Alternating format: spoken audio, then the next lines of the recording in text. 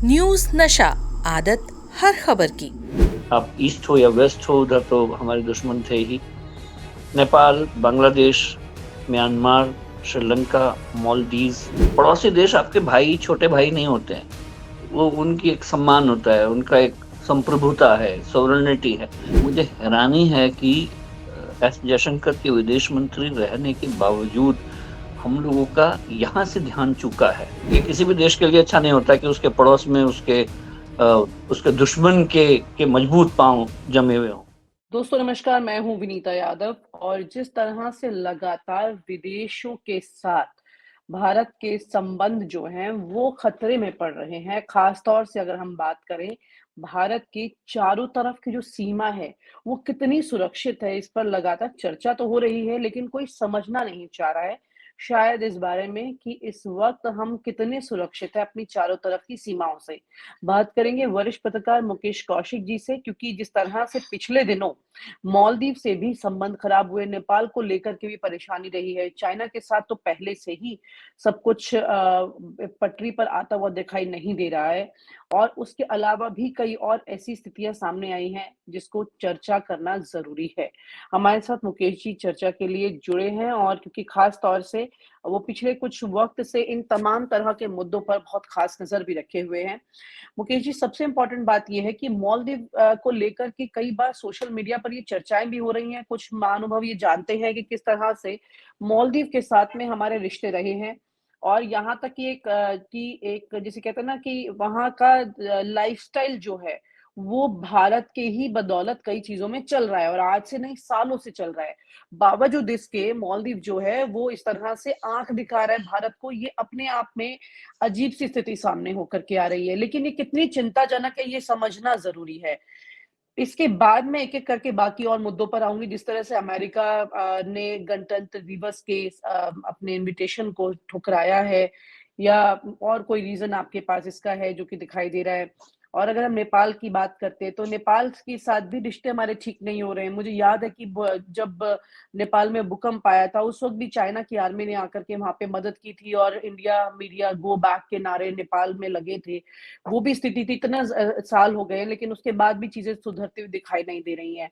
इसी तरह से चीन ने हमारे देश में गाँव अपना बसा लिया है, बॉर्डर जो है पूरा का पूरा, जिसे कहते हैं कि एक-एक इंच पर नज़र होनी चाहिए, लेकिन यहाँ पर गाँव ही चला गया है। इस पर भी ये बहुत चिंता वाली बातें हैं। आपको क्या लग रहा है कि अभी क्या स्थितियाँ हैं? क्या भारत पूरी तरह से चारों तरफ से चाइना के कब्ज़े की तरफ जा रहा है? विनीता देखो, जब से ये सरकार आई तो इसकी जो पहली विदेश नीति का जो पहला पिलर था वो था नेबरहुड फर्स्ट, और दूसरा पिलर था ईस्ट एशिया, जिसको बाद में बदलकर एक्ट एशिया किया गया। और इन दोनों के ही मैं संदर्भ में बात करना चाहता हूँ, जो आप दर्शकों से पहले अपने प्रिएम्बल में कही आपने, कि हम लोग वास्तव में कितना नेबरहुड फर्स्ट की भूमिका को निभा पाए, और कितने हमारे दुश्मन या एडवर्सरीज उसको भुना पाए हैं। तो मैं कहूँगा कि नेबरहुड फर्स्ट में अगर हमारी पॉलिसी ये थी कि हम अपने पड़ोसी देशों को तरजीह देंगे, उनका साथ रखेंगे, तो मैं इसको अगर 8-9 नेबर हैं तो इसमें से एक भी अंक शायद नहीं मिल पाएगा, क्योंकि पाकिस्तान हमारा पहले से दुश्मन था, चाइना के साथ हमारी तनातनी थी, तो ये दो दो जो आप ईस्ट हो या वेस्ट हो, उधर तो हमारे दुश्मन थे ही। नेपाल, बांग्लादेश, म्यांमार, श्रीलंका, मालदीव, ये फिर हमारे दूसरे थे।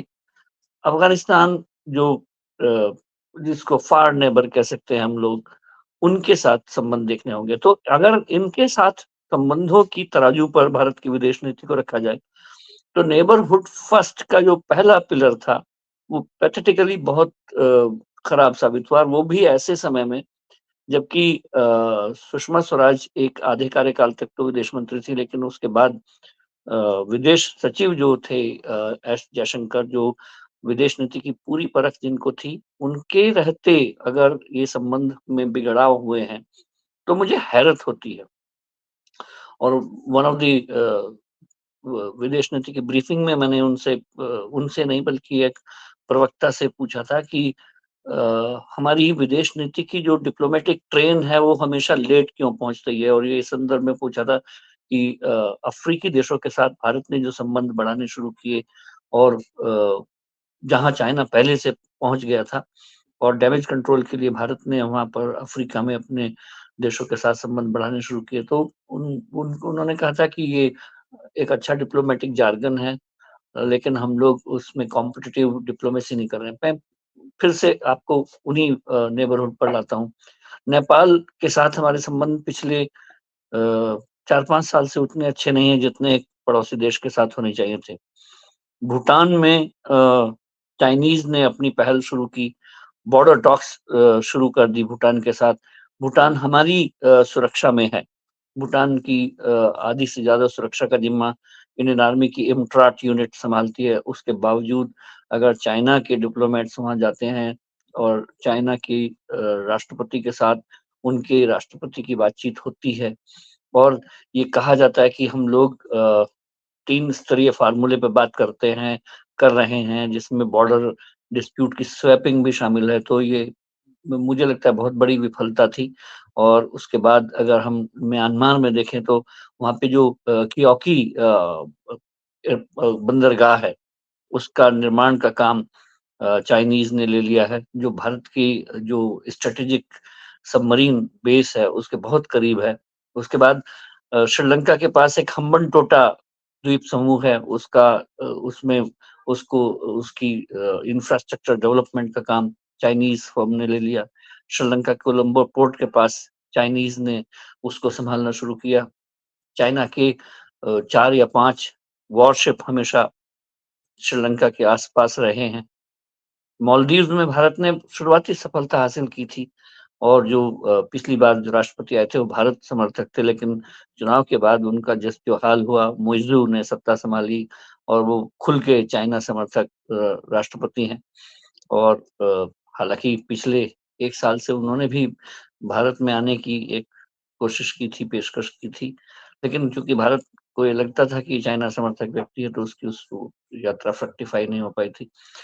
भारतीय सेना को उस व्यक्ति ने आते ही कहा कि यहाँ से हटा लेना चाहिए।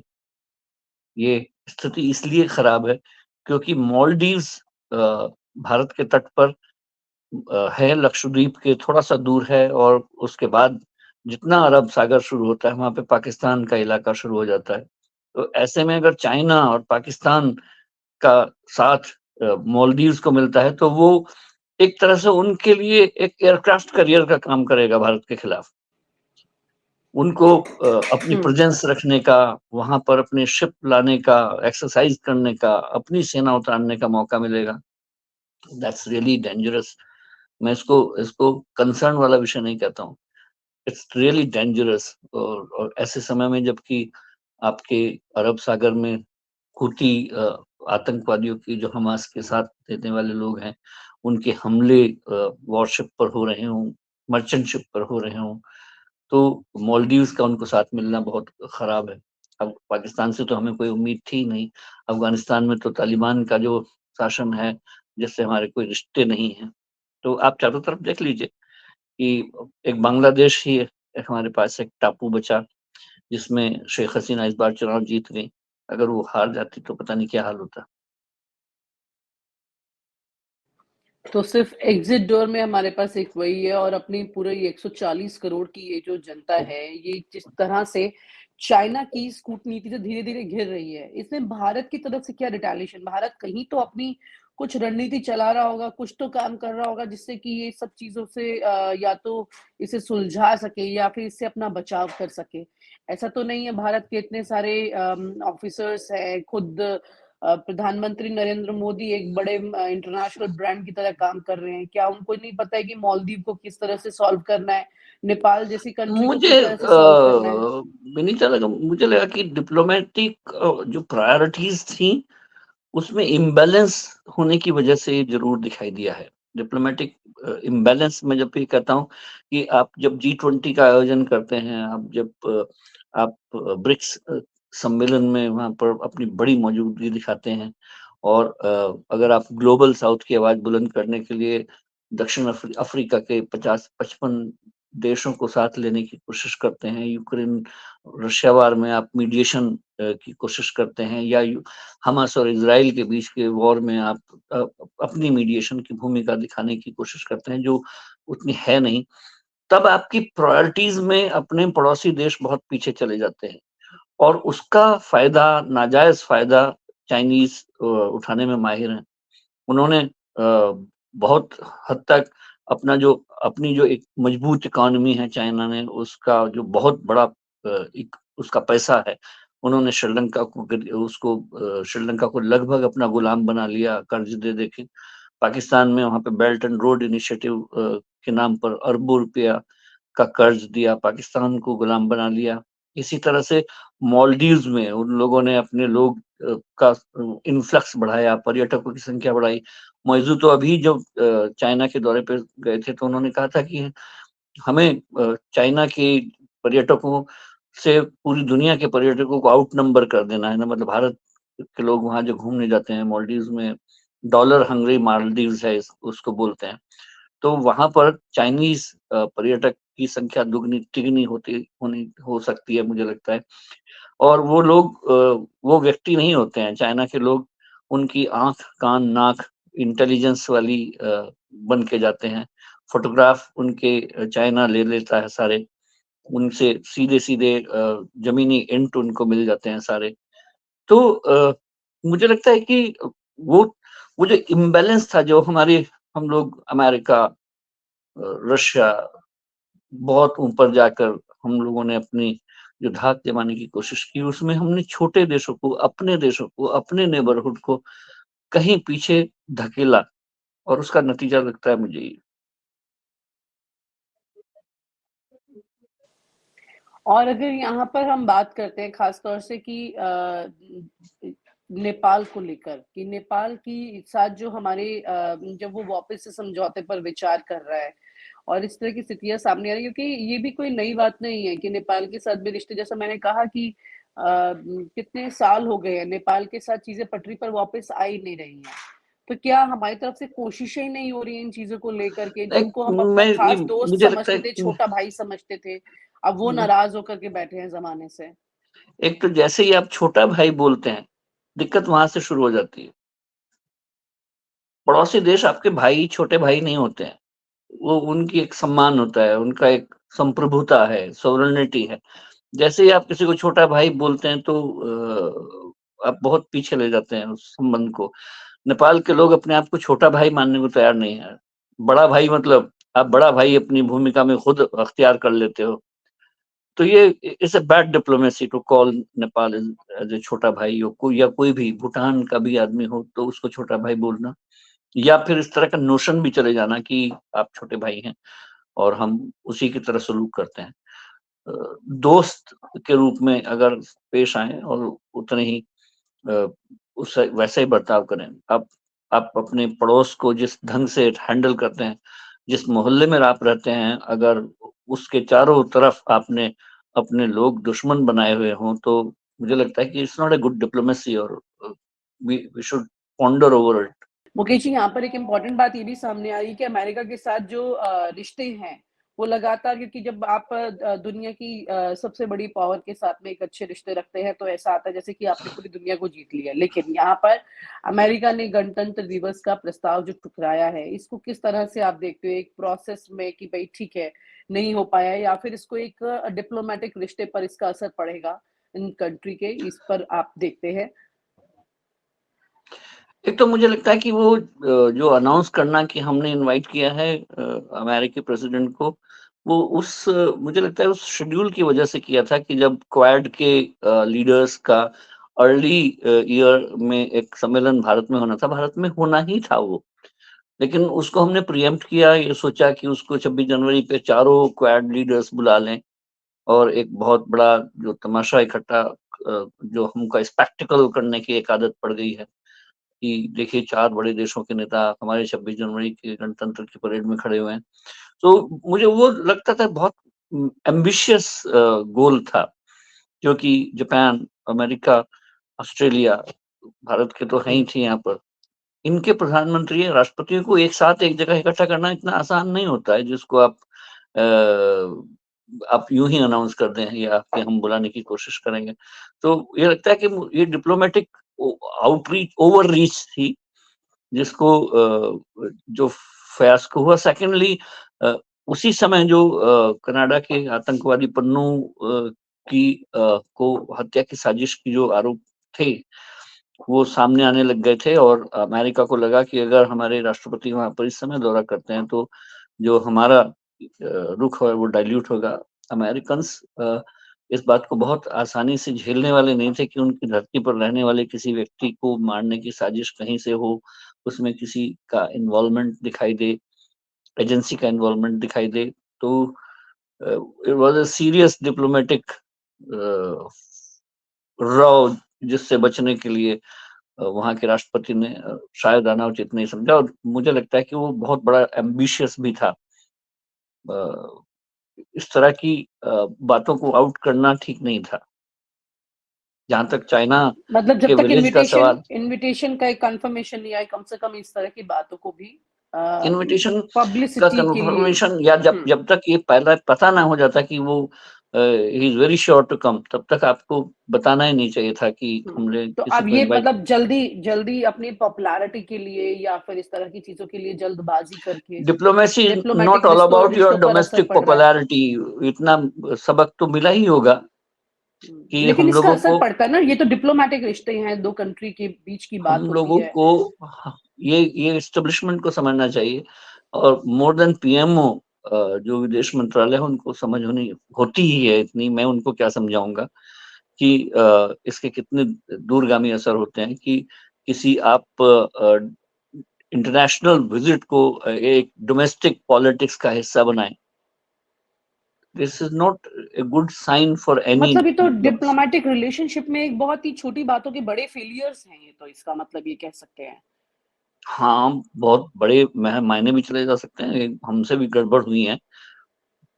इस बार ट्रम्प सरकार, हम लोगों ने वहां पे जाके बोल दिया था, और राइट। इ- इधर ट्रम्प जब आए तो उन्होंने मोदी के बारे में जब कहना शुरू कर दिया था कि ये बहुत मोल भाव करने वाले गुजरात के पीएम हैं, और एक तरह से एक दूसरे की डोमेस्टिक पॉलिटिक्स में एक दूसरे की हेल्प करने की जो टेंडेंसी है। बेंजामिन नेतन्याहू ने अपने चुनाव के दौरान प्रधानमंत्री के बोर्ड लगाए। ये भारत को ऑब्जेक्ट भी करना चाहिए था इस बात पर कि हमारे पीएम का आपके चुनाव में दिखना is not a good sign.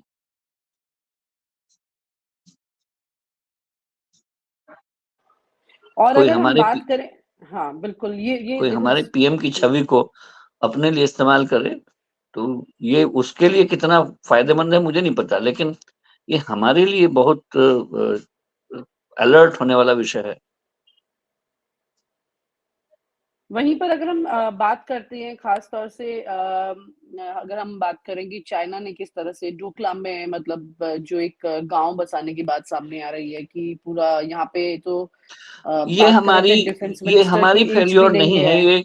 ये हुँ, चाइनीज धूर्तता है। मैं इसको उस ढंग से नहीं देखता हूँ, इसको हुँ, डिप्लोमेसी की फेलियर वगैरह हुँ। नहीं मानता हूँ मैं। हुँ, चाइनीज लोग क्योंकि धूर्त अभी हैं। हाल ही में सुब्रमण्यम स्वामी जो है उन्होंने बहुत क्लियरली ये कहा है और उन्होंने कि मतलब किस तरह से यहाँ पर मोदी गवर्नमेंट जो है चाइना के मामले में टोटल फेल हो रही है और बहुत कुछ बातें उन्होंने इशारा की हैं कि कितनी गलतियाँ वो कर चुके हैं और इसके कितने बड़े असर देखने को आगे मिलेंगे। आप कह रहे हैं कि ये इसमें इंडिया की गलती नहीं है, ये चाइनीज़ धूर्तता है। लेकिन यस, ये देखो मैं हुँ, सुब्रमण्यम स्वामी को बीच में नहीं लाना चाहता इसमें। वो उनकी अपनी पॉलिटिक्स है, और मैं उससे मुझे कोई मतलब नहीं। मैं सिर्फ प्योरली चाइना के बारे में बात करना चाहता हूँ इस समय। जो गांव बसाने की सड़कें, वो सड़कें बनाने की नीति जिसका कोई, जो कहीं ना जाती है ना कहीं आती है, बॉर्डर के पास 3 किलोमीटर की वो सड़क बना के चला जाता है। ये और एक गांव जिसमें जिसमें वो रडार के स्टेशन बनाता है, हेलीपैड बनाते हैं, और उसकी आबादी नहीं होती है, उसमें आबादी के नाम पे चाइनीज सोल्जर सिविलियन बन के रहते हैं। तो इसमें हमारी उतनी विफलता नहीं जितनी एक पड़ोसी देश की बदतमीजियां हैं, धूर्तताएं हैं, और उसका मिलिट्रीली मुकाबला करने की जरूरत है। हमें भी अपने ऐसे जो वीरान जगहें हैं उनमें अपने लोगों को तैनात करना ही होगा। और मैं रेप्लिकेट करना नहीं कहूँगा, लेकिन सरकार का वाइब्रेंट विलेज प्रोग्राम जो चल रहा है उसमें अभी मैं आर्मी चीफ की प्रेस कॉन्फ्रेंस में था, उन्होंने भी खुल के बताया हमको कि हमने 100 गाँवों को लगभग अडॉप्ट किया है। और ये एक दुश्मन के खिलाफ जो एक रणनीति होनी चाहिए सेना की, वो है। यानी कि कुल मिला के चाइना के मामले में आप ये कह रहे हैं कि वहाँ पर स्थितियाँ जो हैं वो we are as doing well. मतलब डूइंग वेल। मुझे पहली ग्रेट। बार चाइना की पॉलिसी में मुझे बहुत अच्छा लगा।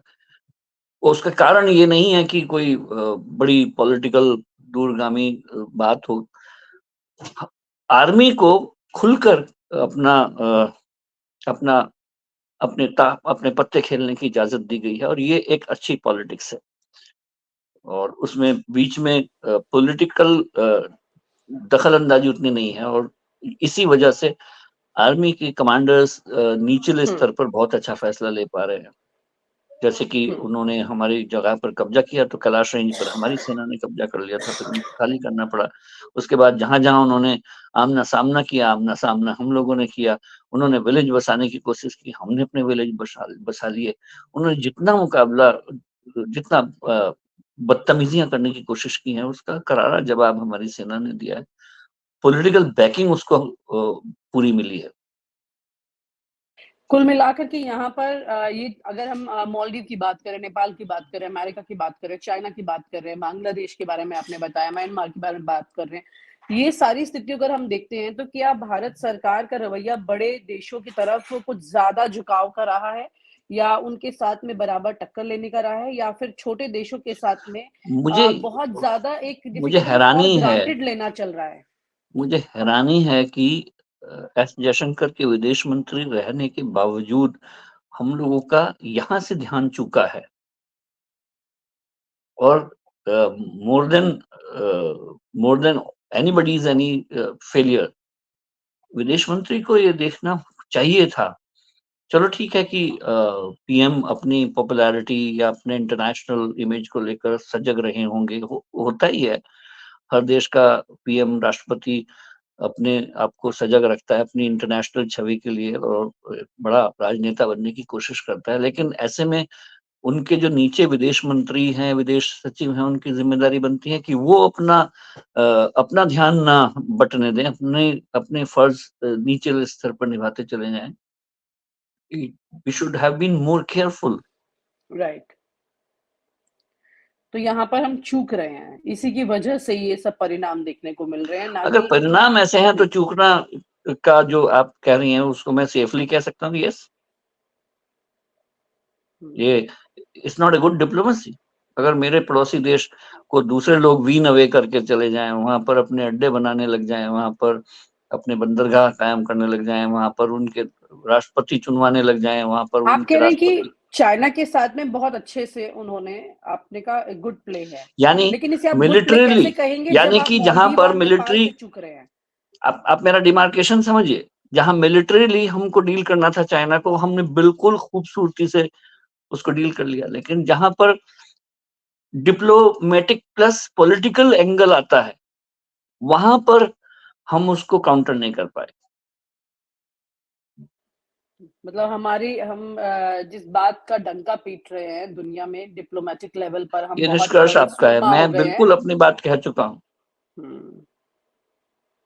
ठीक है। यानी कि कुल मिलाकर के हमारी गलतियों के ये परिणाम अभी नहीं दिखाई दे रहे हैं, लेकिन मैं एक बहुत गंभीरता से इस बात को आपसे पूछना चाहती हूँ कि अगर इसके परिणाम आते हैं, जहाँ हम चूक रहे हैं, ये कितने बड़े खतरे को हम न्योता दे रहे हैं इस वक़्त? ऑफ कोर्स ये किसी भी देश के लिए अच्छा नहीं होता कि उसके पड़ोस में अ, उसके दुश्मन के मजबूत पाँव जमे हुए हों। ठीक है। Thank you so much Mukesh ji. ये बहुत अहम चर्चा थी और ये समझना ज़रूरी है लोगों को और बहुत ही निष्पक्षता के साथ में कि इस वक्त भारत कहाँ पर किस तरह से स्टैंड कर रहा है, खास तौर से अपने पड़ोसी मुल्क की सुरक्षा के को लेकर, क्योंकि पाकिस्तान से रिश्ते पहले खराब है, चाइना से उधर रिश्ते पहले खराब है, नेपाल के साथ आपने खराब कर लिए हैं, मालदीव के साथ खराब हो रहे हैं। इस तरह से चारों तरफ से अगर बार बार ये गलतियां दोहराते रहेंगे तो बहुत ही जल्द ये पूरा ये जो स्ट्रिंग ऑफ पर्ल्स की बात आप कई बार करते हैं, तो ये एक खतरे की माला बन जाएगी, इसमें कोई दो राय नहीं है। बहुत बहुत शुक्रिया, thank you so much for joining. और आप हमसे जुड़े रहने के लिए सब्सक्राइब करें YouTube पर, फॉलो करें ट्विटर पर और लाइक करें Facebook पर। और ज्यादा जानकारी के लिए आपको टाइप करना होगा सिर्फ न्यूज नशा।